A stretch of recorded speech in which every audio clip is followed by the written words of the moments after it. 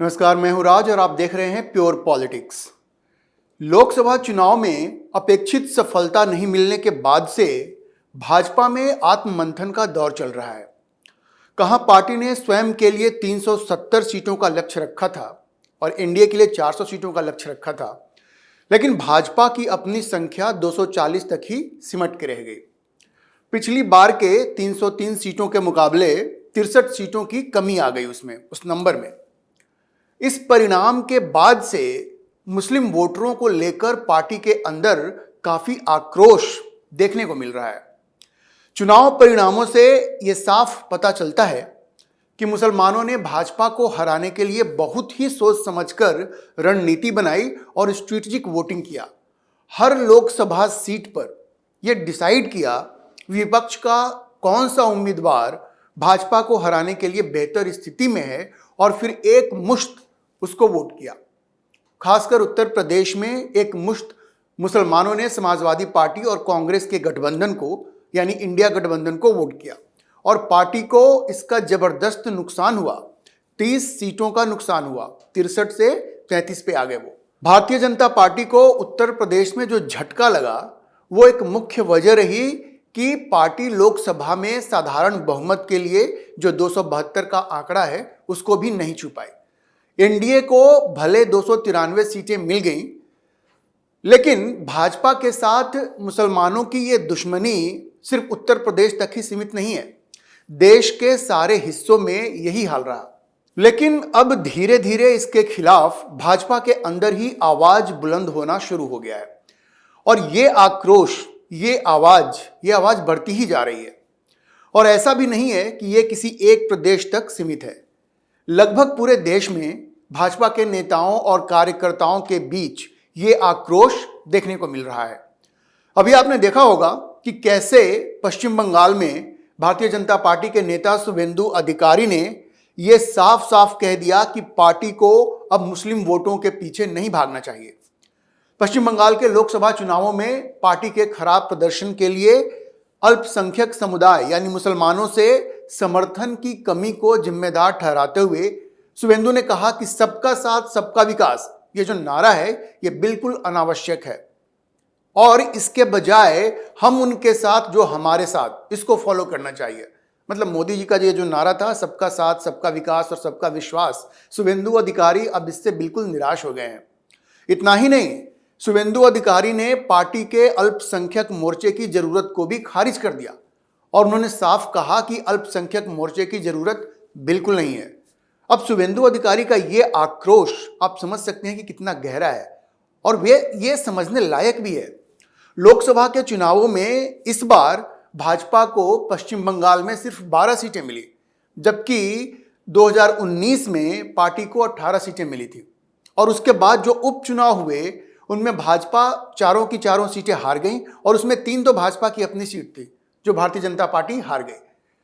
अब शुभेंदु अधिकारी का यह कहना है कि यह सब इसलिए हुआ क्योंकि उनके मुताबिक हाल में जो चुनाव हुए लोकसभा के और जो उपचुनाव हुए उन दोनों में हिंदुओं को वोट ही डालने नहीं दिया गया, हिंदी भाषी मतदाताओं को घरों से बाहर ही नहीं निकलने दिया गया और यह मुस्लिम तुष्टीकरण की पराकाष्ठा है। पहले भाजपा के वोटरों को रोका गया, अब हिंदू वोटरों को वोट नहीं करने दिया जा रहा है, यह शुभेंदु अधिकारी का कहना है। तो शुभेंदु ने बहुत गंभीर आरोप लगाए हैं और भारतीय जनता पार्टी के अंदर ऐसे नेताओं की एक लंबी लिस्ट है जो उनसे पूरी तरह सहमत है। मुसलमानों के व्यवहार को लेकर निराशा भाजपा के लगभग हर राज्य इकाई में देखने को मिल रही है, खासकर उन राज्यों में जहां या तो मुसलमान पहले से बड़ी संख्या में हैं या उनकी आबादी वहां तेजी से बढ़ रही है। ऐसा ही एक राज्य है असम, जहां मुसलमानों की संख्या दिन ब दिन बढ़ती ही जा रही है, ऐसा मानना है वहां के मुख्यमंत्री हिमंत बिस्वा शर्मा का। अब हिमंत बिस्वा शर्मा जो भाजपा के नेता हैं, वहां के मुख्यमंत्री भी हैं, उन्होंने कहा है कि उनके राज्य में बदलती डेमोग्राफी यानी जनसंख्या का जो पैटर्न है वो एक बहुत बड़ी चिंता का विषय है। असम में मुस्लिम आबादी में जबरदस्त बढ़ोतरी की बात करते हुए हिमंता बिस्वा शर्मा ने कहा कि उनके लिए डेमोग्राफी में यानी इस जनसंख्या के इस पैटर्न में बदलाव का मुद्दा राजनीतिक नहीं है बल्कि जीवन और मृत्यु का मामला है, लाइफ एंड डेथ का मामला है, ऐसा हिमंता बिस्वा शर्मा ने कहा। शर्मा ने कहा कि मेरे लिए डेमोग्राफी में बदलाव एक बड़ा मुद्दा है। असम में मुस्लिम आबादी आज 40% तक पहुंच गई है। 1951 में यह मात्र 12% थी। सोचिए कितना बड़ा बदलाव है। हिमंता का कहना है कि 1951 में 12% थी, जो आज बढ़कर 40% हो गई है। अब सोचिए कितना बड़ा चेंज हुआ है वहां की डेमोग्राफी में। अब देखिए, भाजपा नेताओं की परेशानी यह है कि मुस्लिमों की जनसंख्या जहां जितनी ज्यादा होगी, वो वहां उतनी ही स्ट्रेटेजिकली भाजपा को हराने के लिए वोट करेंगे। वो एक एक कैंडिडेट को चूज करेंगे कि कौन भाजपा के कैंडिडेट को हरा सकता है, और फिर वो उसके लिए एक मुश्त वोट करेंगे। और ये भाजपा के लिए बड़ी परेशानी का सबब बन रहा है, और भाजपा के नेताओं को ये बात समझ में आ रही है। और इसकी वजह से ये जो सबका साथ, सबका विकास और सबका विश्वास, ये जो स्लोगन है, उससे उनका विश्वास धीरे धीरे हटता जा रहा है। अब आप उत्तर प्रदेश का हाल देख लीजिए। वहां भी पार्टी के अंदर काफी आक्रोश है कि किस तरह से मुसलमानों ने भाजपा के उम्मीदवारों को चुन चुन कर हरवाया। अब अभी मुजफ्फरनगर पुलिस ने कांवड़ियों के लिए वो जो जिस रास्ते पे जा रहे हैं, उस मार्ग पर स्थित सभी दुकानदारों को निर्देश दिया है कि वे अपनी अपनी दुकानों पर मालिकों या कर्मचारियों के नाम स्पष्ट रूप से प्रदर्शित करें, ताकि कांवड़ियों को किसी प्रकार का भ्रम ना हो। अब देखिए, इससे पॉलिटिकल कंट्रोवर्सी शुरू हो गई है, राजनीतिक विवाद शुरू हो गया है। अब जो भाजपा के विरोधी हैं, वो ये कह रहे हैं कि भाई ये मुसलमानों को टारगेट किया जा रहा है, उनकी आर्थिक नाकेबंदी की जा रही है, उनको अलग थलग किया जा रहा है। ओवैसी जैसे लोग भी यही कह रहे हैं, कांग्रेस तो ऐसा कह ही रही है।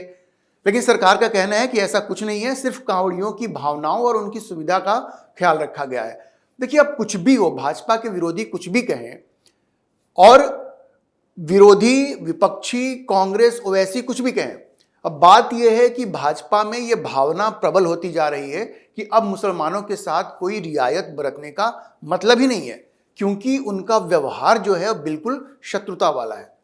भाजपा नेताओं का यह कहना है कि अगर वो हलाल प्रोडक्ट्स की बात करते हैं, तो वो भी एक तरह से गैर हिंदुओं की आर्थिक नाकेबंदी है।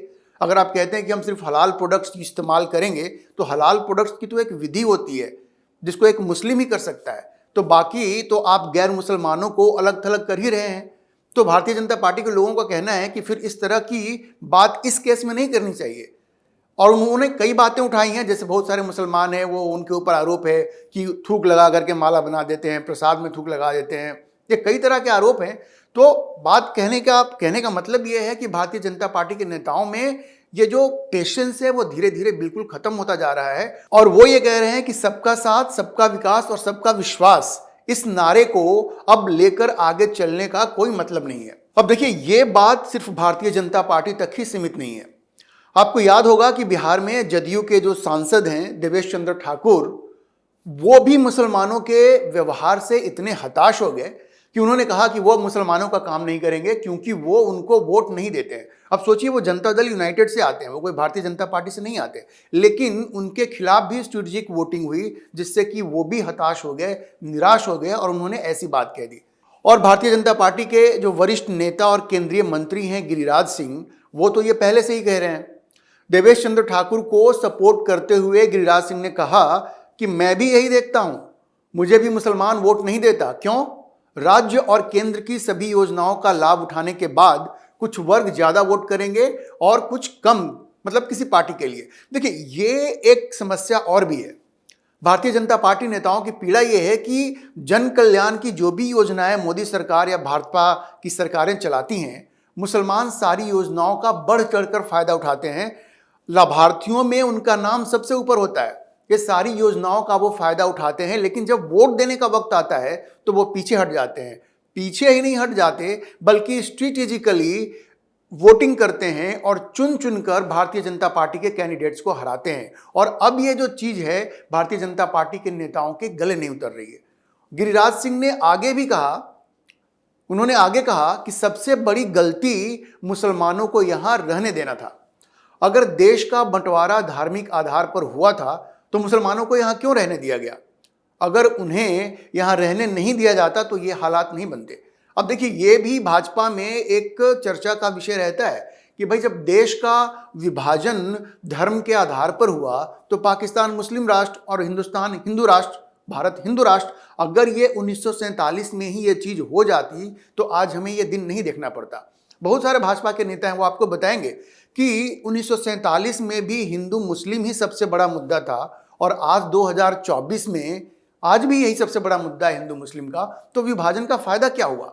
जैसा कि डॉक्टर अंबेडकर ने कहा था उस वक्त कि विभाजन तब तक पूरा नहीं होगा, पूरी तरह से नहीं होगा, जब तक कि सारे हिंदू पाकिस्तान से हिंदुस्तान नहीं आ जाएं और सारे मुसलमान हिंदुस्तान से पाकिस्तान नहीं चले जाएं। लेकिन ये तो हुआ नहीं, इसलिए विभाजन तो पूरा हुआ ही नहीं और गिरिराज सिंह ने यही बात दोहराई है।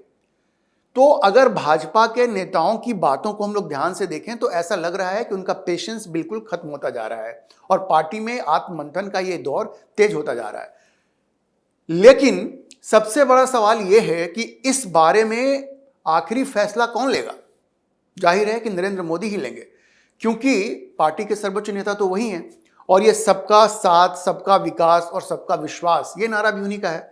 अब अगर इस नारे से हटना है तो ये क्षेत्रीय स्तर पर भारतीय जनता पार्टी के जो नेता हैं वो तो अंतिम फैसला नहीं ले सकते।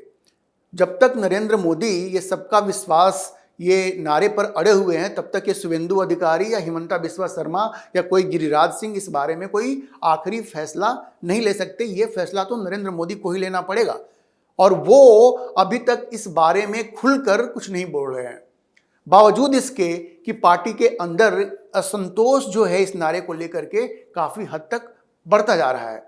अब देखिए, शुभेंदु अधिकारी ने कहने को तो कह दिया कि सबका विश्वास नारे को खत्म कर देना चाहिए, माइनॉरिटी मोर्चा है उसको भी खत्म कर देना चाहिए, लेकिन जैसे ही उन्हें ये एहसास हुआ या पार्टी की तरफ से दबाव भी पड़ा होगा तो बाद में उन्होंने क्लैरिफिकेशन भी दे दिया कि भाई ये उनको आउट ऑफ कॉन्टेक्स्ट कोट किया गया है। लेकिन सबको समझ में आ रहा है कि उन्होंने जो कहा वो बिल्कुल स्पष्ट शब्दों में अपनी बात कही और जब शायद ऊपर से प्रेशर पड़ा होगा तो उन्होंने कहा कि नहीं मैंने ऐसा नहीं कहा। तो अब ये तो फैक्ट है कि मुसलमान चुन चुन कर भाजपा को हरा रहे हैं और वजह यह है कि चाहे वो जितनी भी जन कल्याण की योजनाओं का फायदा उठा लें, भारतीय जनता पार्टी की जो हिंदुत्व और सांस्कृतिक राष्ट्रवाद की नीति है उसको वो कभी स्वीकार नहीं कर सकते। ये संभव नहीं है कि भारतीय जनता पार्टी अयोध्या, काशी और मथुरा की बात करे और वो फिर ये उम्मीद करे कि मुसलमान उनको वोट दें। भारतीय जनता पार्टी की ये जो कोशिश रहती है कि सांस्कृतिक राष्ट्रवाद के नाम पर मुसलमान राम और कृष्ण को अपना पूर्वज मान लें, वो होता बिल्कुल नहीं दिख रहा है और इसकी संभावना भी बिल्कुल नहीं है। तो नरेंद्र मोदी चाहे लाख कोशिश कर ले, इस बात की संभावना बहुत ही कम है कि मुसलमान कभी भारतीय जनता पार्टी को वोट देगा और अगर वो वोट नहीं देगा, स्ट्रेटेजिक वोटिंग करेगा, तो भाजपा के अंदर का ये जो असंतोष है वो और बढ़ता ही जाएगा। देखिए, चुनाव परिणामों से मोदी का ये जो भ्रम है कि मुसलमान कभी भाजपा को वोट देगा, देर से ही सही, वो पूरी तरह से टूटा है कि नहीं टूटा है ये तो नहीं कहा जा सकता, लेकिन परिणाम ये साफ साफ बता रहे हैं कि भारतीय जनता पार्टी ने जो विश्वास किया था मुसलमानों पर वो कहीं आसपास भी पूरा नहीं हो रहा है और इसकी वजह से पार्टी में असंतोष बढ़ता जा रहा है। नरेंद्र मोदी को समय रहते ये फैसला लेना पड़ेगा कि इस नारे के साथ आगे बढ़ा जाए या इस नारे को यहीं पे रोक दिया जाए, क्योंकि पार्टी उनके साथ नहीं है। पार्टी के जो नेता हैं, खास करके चुनाव में इस तरह के परिणाम आने के बाद, इस तरह का असंतोष बढ़ने के बाद ये बड़ा मुश्किल हो जाएगा नरेंद्र मोदी के लिए कि इस नारे को वो लेकर आगे चलें। लेकिन आखिरी फैसला नरेंद्र मोदी को ही करना है और पूरी पार्टी उनकी तरफ देख रही है कि वो क्या फैसला करते हैं। आज के लिए इतना ही। अगर आपको ये वीडियो पसंद आया हो तो आप इसे लाइक करें, शेयर करें और चैनल को सब्सक्राइब करना ना भूलें।